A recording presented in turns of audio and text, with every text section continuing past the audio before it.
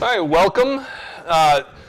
Welcome to everybody who did not learn from the first session that they should probably go over to the next room. No, welcome to the first little breakout session for today. And I apologize for you all having to suffer through me again. But we're going to talk a little bit about delivery. And I called this talk slow is smooth, smooth is fast. We'll get into why that is in just a little bit. You all know who I am now, so I don't have to rehash this. But we're going to step back a little bit and talk about automation. And there are a couple of reasons that we automate, other than it's what my boss tells me to do, or it's what's fun to do, and because I don't want to just keep doing things over and over. But we automate to serialize, tribal knowledge.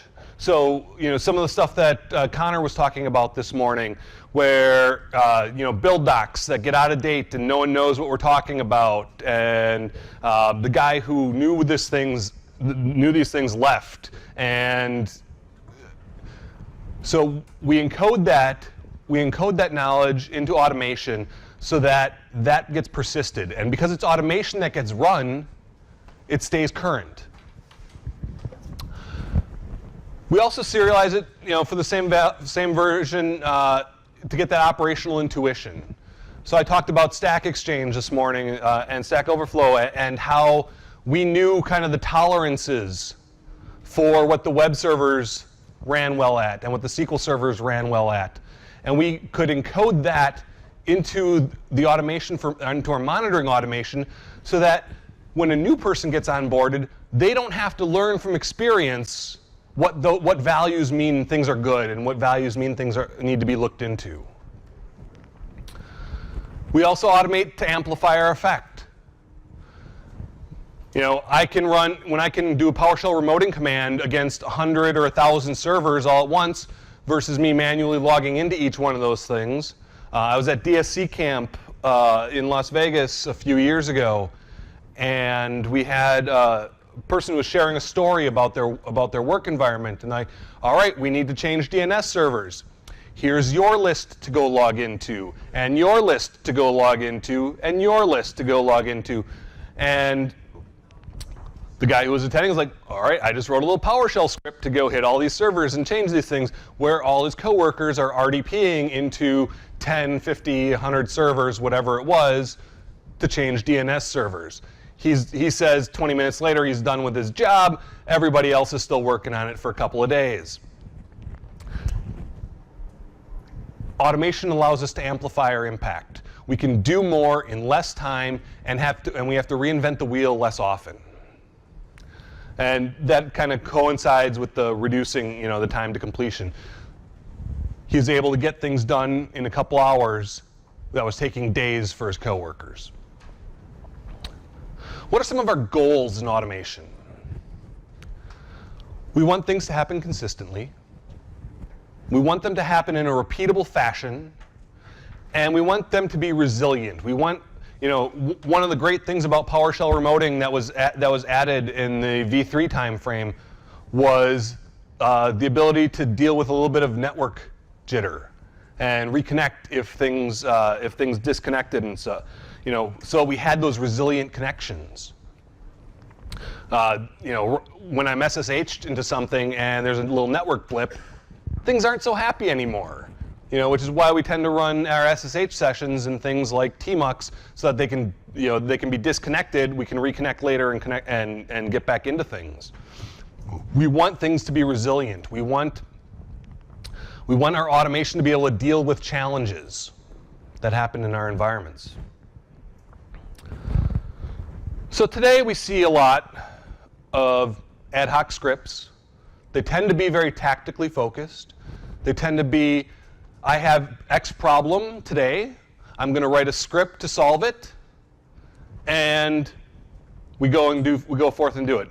We don't see a ton of testing happening outside of, well, I ran a command, it didn't quite do the thing I needed, modify it a little bit, script it a little harder, bam, bam, bam. Oh, now it works. Okay, cool. This is what I'm saving. Production's fine now. Let's move on. And we do see efforts towards moving towards infrastructure as code. Who here has played around with desired state configuration? Good portion of you. Who's using it in production? Much smaller subset, right? So we're playing around with it. We're kicking the tires. Other config management systems other than DSC, Chef, Puppet, Ansible, that kind of stuff. Okay, couple other hands. Right. So we're kind of kicking the tires of those things.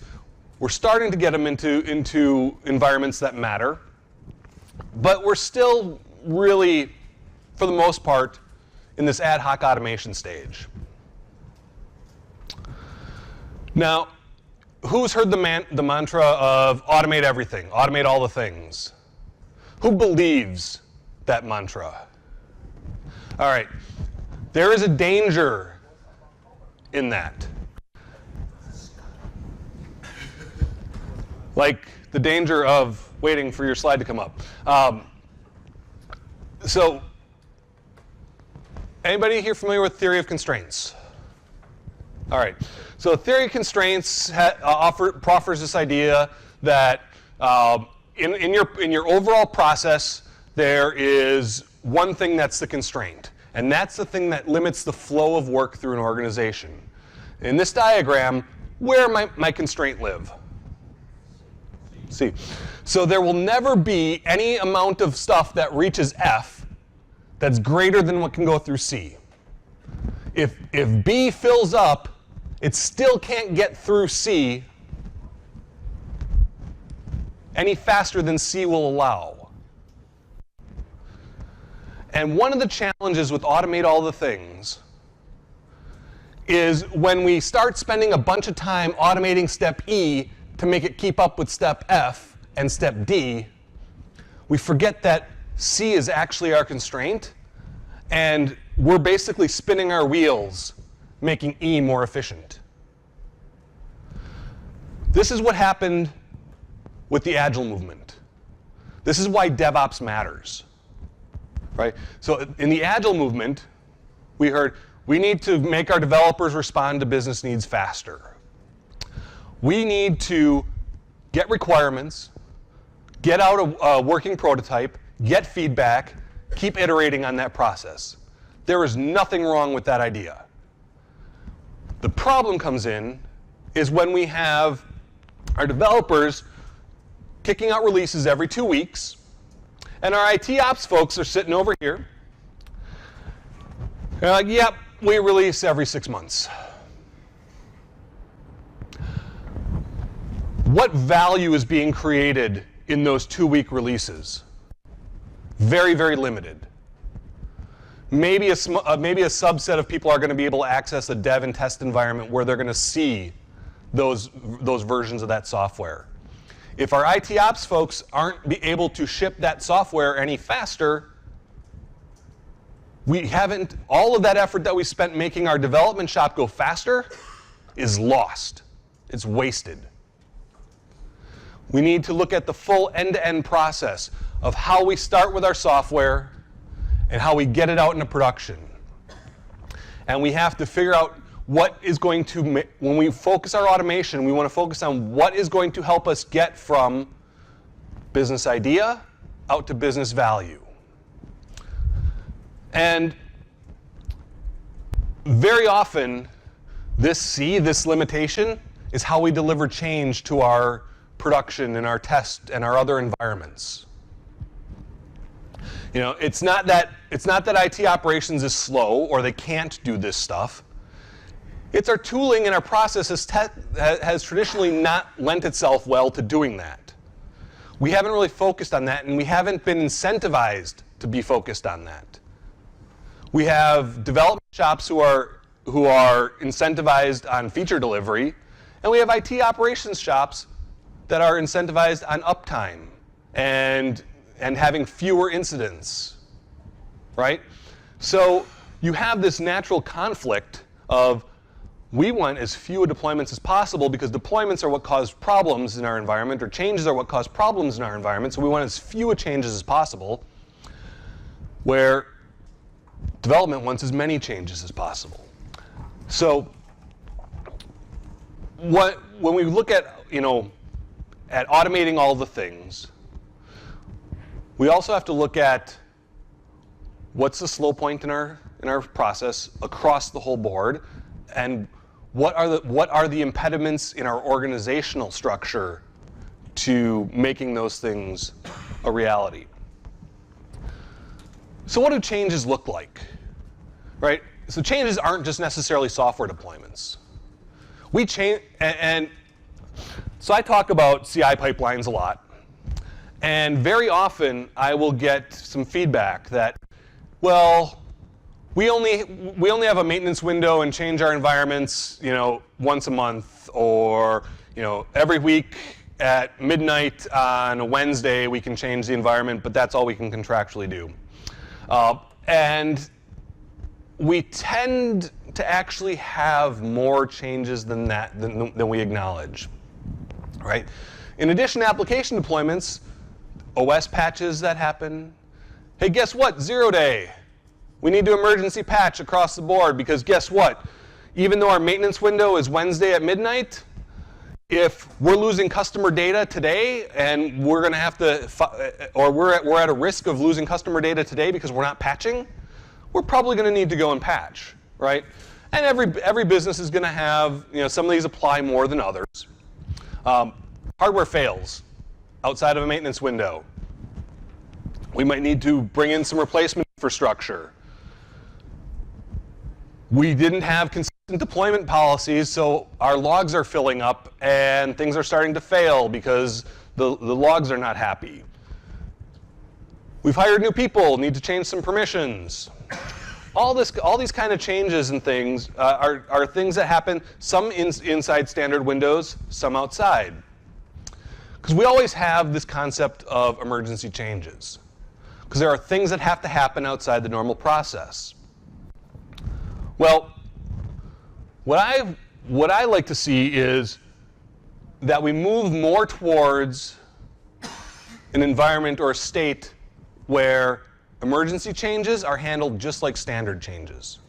That we have one pipeline to deliver all of those types of change, whether it's config management, whether it's changes to automation tooling, whether it's scheduling different kind of workflow runs, so that we can bring some of that testing and some of that review process into our emergency changes. Now, again, some of the challenges I see in talking about delivery pipelines to some folks who say, well, we don't need to deploy 100 times a day, or we don't need to deploy, X number of times a day. Well, one of the it's not necessarily always about X number of times a day. It's about being able to go from configuration change that's being reviewed out into whatever environment is going to be affected in minimal time, but going through a standard process. And so that's kind of where the idea for me came to kind of create a talk around this, based around some phrasing that I learned when I was studying to be a police officer. In my firearms class, where it's really important to learn the proper handling of a firearm, because it's a little bit dangerous, right? And so one of the instructors had a phrase, and I'm sure he picked it up from somewhere else because I've heard this phrase elsewhere now. But slow is smooth, and smooth is fast. So the first times we learn technique, when you're clearing your firearm from its holster, you're going nice and slow, and you're walking through all the different steps until it becomes a nice smooth motion. As you get that down, you can start to speed it up, and you can do it as quickly as you need to. But we have to step back, slow down our process, and get it right. Get it so we can consistently do the actions every single time. So it's not about 100 deploys a day. Was anyone at WinOps yesterday saw Ken Hansen's talk at the end of the day? He was talking about an online service at Microsoft, and they're talking about doing thousands of deploys a week. Number of deploys a day, number of deploys an hour, number of deploys whatever, is a vanity metric. It means nothing. right? What matters is, can I deliver a change consistently in a tested fashion whenever I need it, when it matters to my organization, when it's important for our workflow, right? We need to be able to, figure out what that real workflow of getting things into production is. What does success mean for that operation of getting that change there? When we start looking at delivering change through a deployment pipeline, we very often slow down our ability to deliver change first. Things will go slower because we're working out a new way of doing things. We're figuring out what types of tests, perhaps, might improve our odds of success. But then, we start being able to speed up. Once we have that process worked out, once we know what the flow is, now we can deploy on demand. Now we can deploy as needed by our business needs. We are not constrained in a technical matter of being able to make change. We don't need to necessarily have people on call at 2 in the morning to do this thing. If we've got a high degree of confidence and we've tested this flow of work in test environments and things, or we can just schedule it and have it happen. Or we can start having things happen during the day, because now we know how things are going to behave. We can deliver smaller units of change, because we can do them consistently. And we can build and validate much more easily once we have a repeatable process for doing so. You also start to see the capability of adopting some cloud patterns very well, like blue-green deployments. Because if I can deploy a new environment cleanly, and I have the resources either locally or in a cloud environment, where I can go and spin up a brand new environment with the new version of software, with fully patched operating systems, validate that things are in the required state, and I can just kind of cut over to them, becomes a lot simpler if we have a consistent way to do this kind of at the push of a button. So, how do we get started? There's a couple of key things that we need to get started in this process. You do not need to start with configuration management. You do not need to start with any particular tools. You do need source control. You can use any source control you like as long as it's Git. You can use any source control you like. If you're going to be doing any community-ish things, then you probably want to learn a little bit of Git. And you're going to need a CI/CD tool. Now, what's CI/CD? CI/CD could mean a couple different things. CI is continuous integration. And that's every commit to our central repository triggers some sort of automation. And this is usually called a build process. We're going to look at it from the perspective of a PowerShell module in just a little bit. CD is continuous delivery. Now, there are two CDs that you'll hear often: continuous delivery, continuous deployment. Any volunteers to explain those things without reading off the slide? You'll very often hear these two things. Continuous delivery is the practice of the main or master branch is always releasable. Not that we're releasing every single thing all the time, but that it's always in a state that we can ship off of master. That means new stuff might be hidden behind feature flags, that everything in master has been tested and in a state where we know we can run it. But releasing it is a business decision. If it's packaged software, maybe we have a set ship schedule. If it's a web service, maybe we're going to move down to the other CD, which is continuous deployment. Continuous delivery is a prerequisite for continuous deployment. Continuous deployment is every time we have a successful build, that stuff gets shipped out to some environment. You can have a mix of these things, but the thing that we definitely like to shoot for is this continuous delivery concept, is being able to know that our master branch is in a state where we can use it. So back to where we kind of get started. We want to end up with a workflow that looks something like we check it into source control. We have our CI server pick up those changes. A build server, CI server, is pretty much an automation engine that understands source control, so it can watch it for changes. It's going to deploy our change in our most simple scenario. So when people ask, kind of how to get started, say start by checking in all your PowerShell scripts into source control. Don't worry about where or how they're from. We're going to use our CI server to just copy them out to some admin station. And we set the policy that nobody uses any scripts that have not been checked into source control and are deployed out via this. We're not talking about adding in any testing or anything else yet. Let's just get in the habit of checking in our stuff to source control so that we have that versioned history of our scripts. So that we're not, hey, what script did you use? Oh, it's the one out on that file share there. Or hey, let me dig into my scripts directory. I'll find that one for you. But everybody knows what the latest version of the thing that's there to be run, and we have a way to go back. Because guess what? When I run a script and it breaks, I want to know what changed from the last time when it worked. So we have our CI server then copy this stuff out to an admin station or something like that. We can then use that automation in our environment, and we find out, oh, we need a change. We can update our source locally, we do our development locally, check it into source control, and we have that happen. Now that becomes our simple virtuous cycle here. Then we want to add in some quality.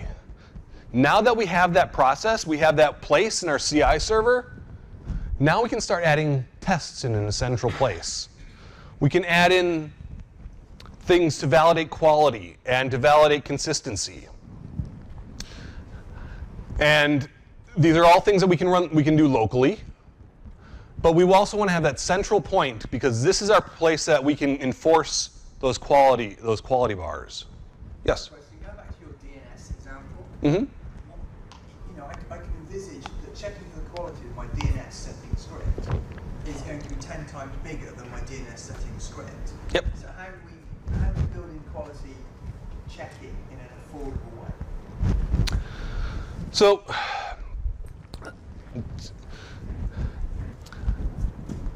in large part, these become value judgments for your team, right? If I have a simple script that sets a DNS setting, I might have a little bit of code that is going to spin up a virtual machine, run a pester test against it, and make sure that the DNS setting got set. I'm not going to put a ton of time into writing pester tests to validate logic, because there's not going to be a ton of logic there, right? To update DNS settings is accessing WMI. There's an array that goes in there, and there's probably not going to be a ton of logic happening. If it's going to be a more logic-filled script and there's going to be some flow control that has to happen, I'm going to spend a little bit of time and I'm going to write my tests as I build my script. And they're going to validate that my logic, because regardless of whether you test with something like pester or you're going to test manually, you end up testing, right? We spend it because when we get a significantly complex flow of logic, things don't always work as expected. And so we're either going to spend time interactively debugging or stepping through a script to figure it out, or we're going to write automated tests to validate portions of that function so we can quickly isolate where our problem is. So what you just told me is I need a test environment pre-built for the devs to put this stuff in. Yes. I need to give them some test infrastructure, process, and VMs and the whole pester environment for them to write their tests into as they script. Either a test, or they need to have enough resources locally to spin up virtual environments and have a scripted way to spin those things up, right? I use Test Kitchen as a test harness for a lot of that stuff because it allows me to spin up machines either locally or in a cloud or whatever. But you could have a longer standing test environment that gets refreshed periodically. There's a lot of there's a lot of options in this regard. Chocolatey does something like this where when you submit a package, it spins up an environment to run and test that package against before that package becomes available in the gallery. These kind of validations are important things that need to happen. So some of these different test types, we have syntax checking, linting, unit testing, integration testing, and they all add different aspects. So syntax checking, hey, is this thing even syntactically valid? Do I have, just doing a quick time check here. Yep, I got 20 minutes. Cool, awesome. All right, syntax checking. Is this thing syntactically valid? When I run this PowerShell, will it even execute? You can do something as simple as casting it to a script, taking the content of that, casting it to a script block, and if it becomes a valid script block, okay, we have valid PowerShell. It might not run right, but it's valid PowerShell. Linting. This is something like PS Script Analyzer. Is my script following common conventions? And very often these type of linting tools have a way to create your own custom rule sets for your organization, your environment. So you can make sure that you have consistently written scripts across your organization, that you're not using aliases in your scripts, for example, and that you're doing the same indenting and all that kind of fun stuff. So linting helps add a little bar of quality for the readability and the editability of your scripts across the team. Unit testing, that's where the pester tests and stuff come in. That's validating the logic of your scripts, especially like when you have a lot of flow control or you have some complex actions with a lot of side effects, things that affect your systems. You want to write some unit tests to validate that the flow through your application, given a certain set of inputs, or through your script, given a certain set of inputs, is going to be what you expect.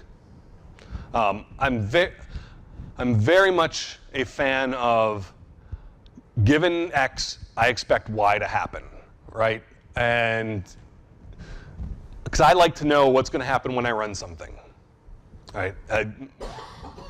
Run and pray is not a great way to live. Depending on who you're praying to, you might, that might help, or might not. But it's not a great experience at work that you hit enter and you go get coffee and hope you have a job when you come back. Then we have integration tests. And this is that environment where we're talking about the DNS changes, right? Where we want to spin up a node that has an expected environment, and we're going to make a change to it, and then we want to run some tests against it to make sure it got to the state we expect. Now, very often you see this in the config management space. You can also do this a lot with orchestration type, when you want to test orchestration type stuff. But I don't trust automation that I've written because I'm human and I make mistakes. And if you look at my Git commit histories, you will be confirmed in that regard, because I'm not a super great coder. I make a lot of mistakes, and so tests and things help me catch that, and help me catch that before it damages environments that I'm responsible for, or environments that you're responsible for if you're using tools I've written. So we've just talked about all those fun stuff, all that fun stuff. So what are some next steps? And we're going to get into a little bit of demo. I'm going to show you actually how to quickly spin up a CI pipeline for a PowerShell module and what that looks like. We want to pick some source control and CI tools. I will just make a quick little plug for VSTS. It's free for small projects, like 5 users. And you get private repositories and some basic build capabilities, which is I found really nice. AppVeyor and Travis are nice for open source projects. We want to check in scripts as we use them. Don't worry about adding new things to your tool chain outside of some kind of source control and a basic CI server. TeamCity was here yesterday supporting WinOps. That's a good CI server to take a look at. Jenkins, VSTS, TFS has an express version.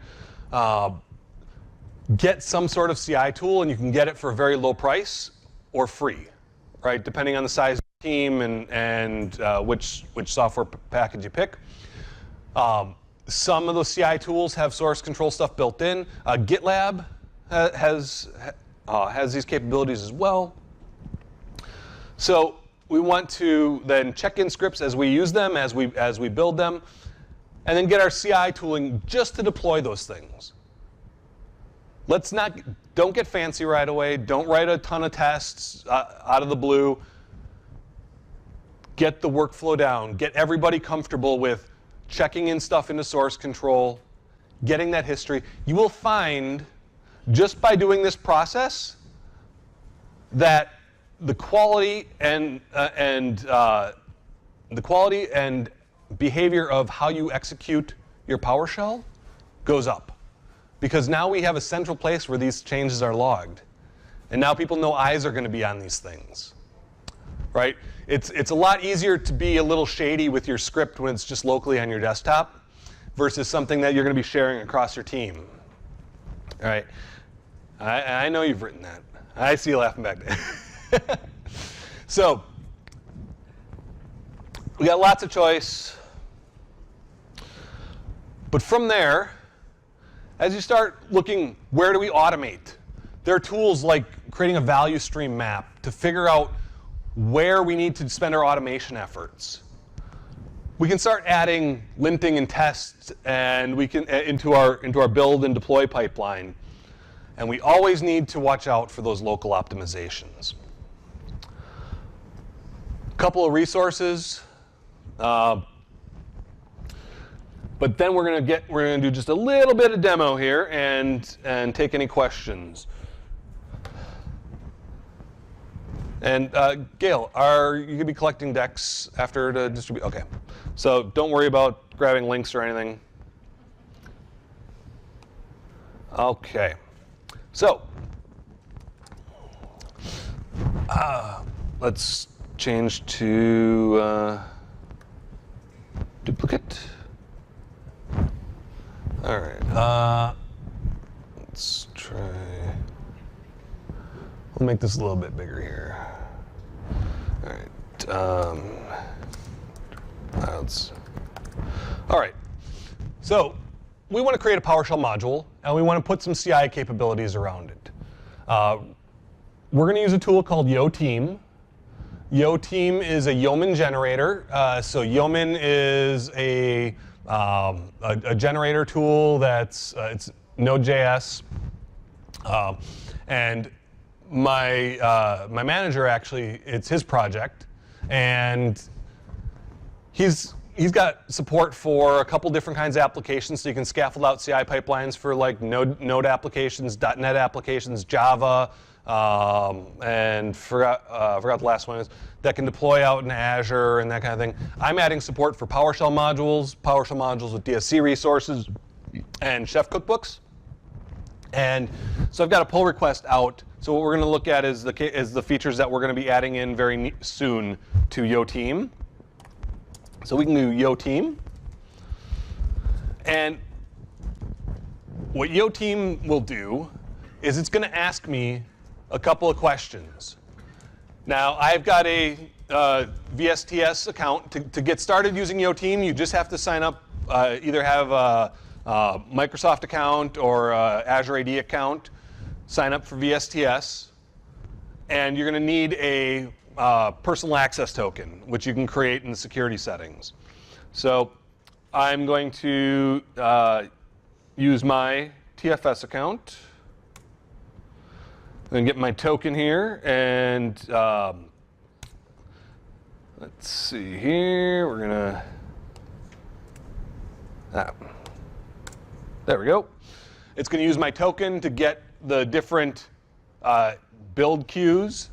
Now, I can't guarantee this is going to stay this way, But there are a couple of hosted build agents that Microsoft provides. The hosted and hosted VS 2017 are Windows Server build agents. Almost everybody picks hosted. So the wait times for builds on the VS 2017 builds are actually much lower, at least in my experience. So I usually pick that as my build queue. So we have a couple of different application types that we can pick. I'm going to pick a PowerShell module. And we're going to call this one WinOps. Now, because I've picked a PowerShell module, this thing knows to ask me a couple of additional questions. So it's going to ask me who the and it will remember your last answers, and I've gone through to test this, so it's got a few answers already. And this is just going to be the module for, not WinOps. I'm in yesterday, sorry. PS Day UK. And we're going to call it WinOps. The module name is going to be WinOps, but the description will be the correct one. Or I can cancel out and come back, but we're already this far. All right, it's going to ask me my NuGet API key for the PowerShell gallery, because at the end, successful builds, we'd want to push out to the PowerShell gallery. I'm not going to put my NuGet API key in here because I want it to blow up, because I don't want to ship this module out to the gallery. So I'll just type in boom. Now, it also asked me for a URI for a NuGet API for a pre-release build. So what's going to happen is every commit that passes all my tests is going to get packaged using the PowerShell get module and pushed to a pre-release feed. This could be, in my case, I'm using myget. It could be STS package management. It could be Artifactory. It could be any other pre-release that you want, so that you have a place for pre-release builds to go. So I'm going to go to myget, and then I need my myget NuGet key.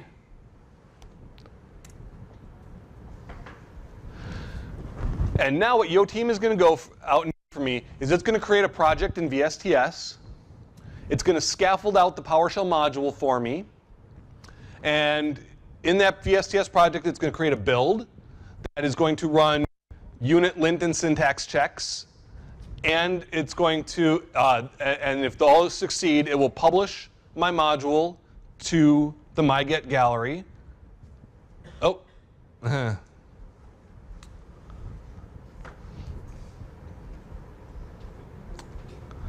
All right.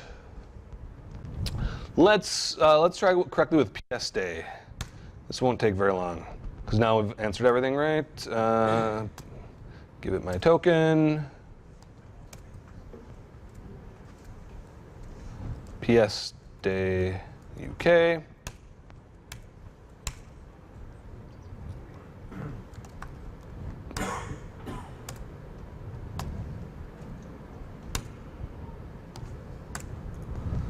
All right. So while that's going through, we'll go take a look at what got created for us.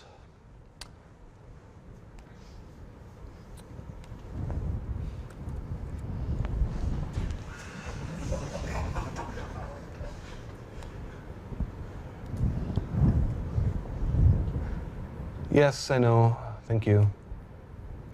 All right. So we have PS Day UK. Here we go.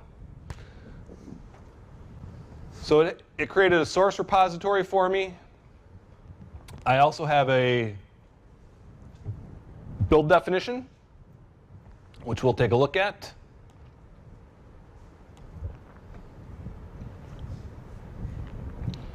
And it should be done creating, so I'm going to just change into that directory.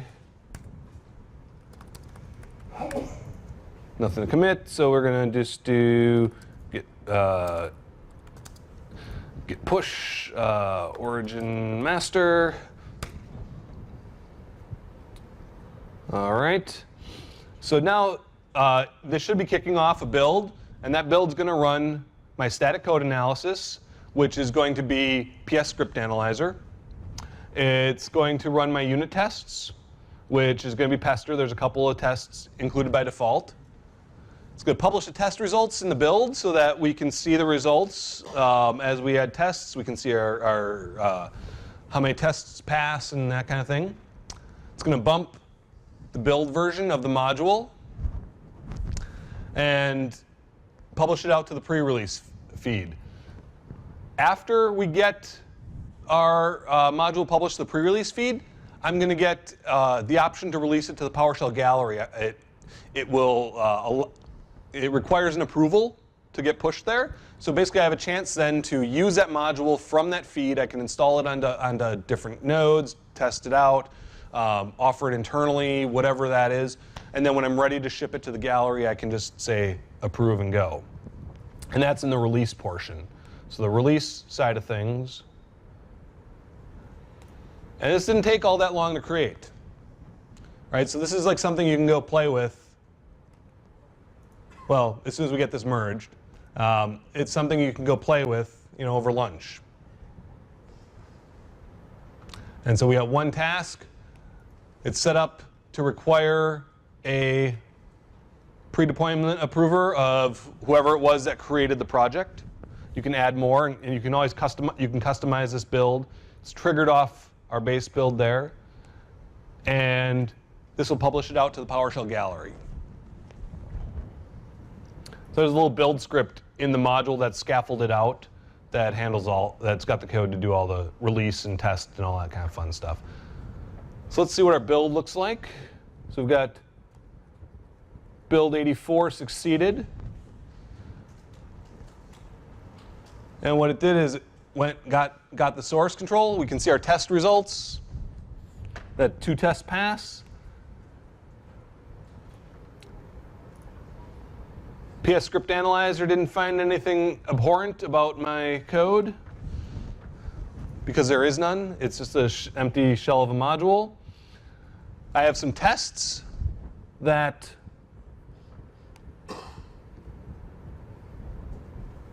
let's actually just go and look to make sure that my module has the prerequisites to actually ship it with PowerShell Get. So make sure it has an author and a description. And it had both because the YoTeam generator prompted for that information. Published our test results, bumped the build version, published the module to the pre-release feed. And so now if I went to myget, which we'll do myget, we should be able to find that module in my feed.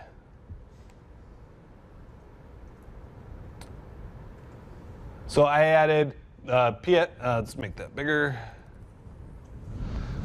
So I added the PSDA UK module, version 001.84, and that's why we tack on that build version so that every time it can increment, we can bump major, minor, and patch as needed in source. But we publish that out to the feed. It's available. I could do, if I added that package source, I could add that package then. Actually, I think I have that package source set up. Get PS repository, right? Oh.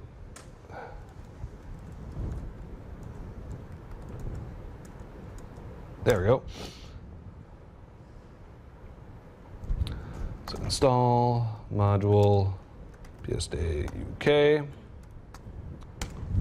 Oh. Scope user or current user.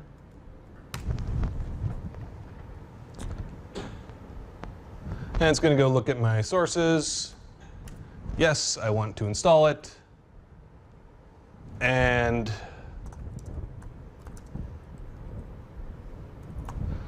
I now have that module available. With that, I have a minute for questions. Otherwise, I'll be around all day as well.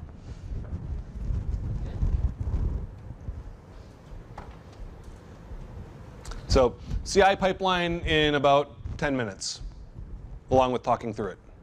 Not bad. You can clap now.